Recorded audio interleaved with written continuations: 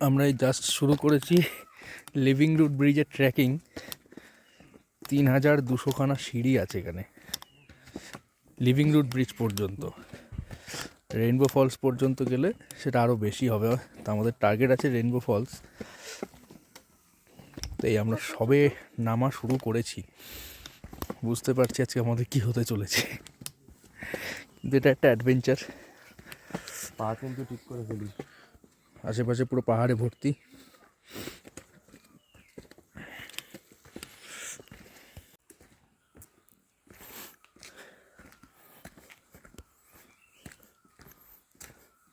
প্রচণ্ড খাড়া সিঁড়ি, প্রচণ্ড।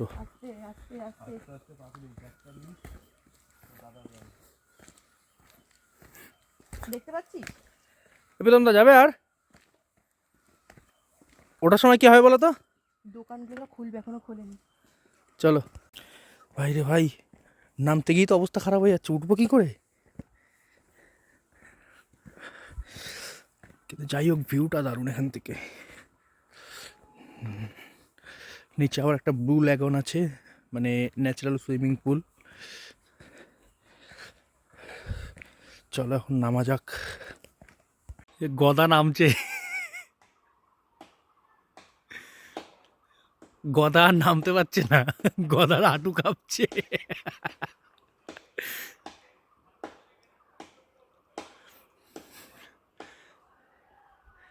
আমারও হাঁটু কাঁপছে।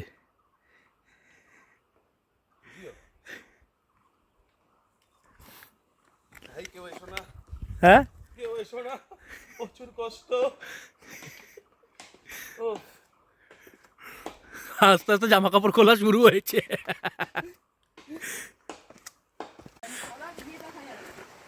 আমরা এখন হেঁটে হেঁটে নদী ক্রস করব, তারপরে বাঁশের ব্রিজটা আছে একটা ছোট্ট মতো, ওই বাঁশের ব্রিজটা ক্রস করে আবার সিঁড়ি। ড্যাং ড্যাং ড্যাং ড্যাং। নদী, নদীর সেরকম জল নেই এখন শীতকাল বলে, কিন্তু জল খুব ঠান্ডা, ঠান্ডা না জল। চলো, একদম স্বচ্ছ জল, স্বচ্ছ।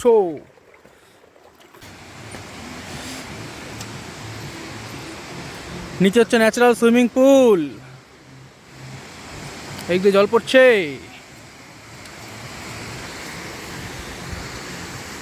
এই হচ্ছে সুইমিং পুল, আর এইরকম সুন্দর একটা ভিউ।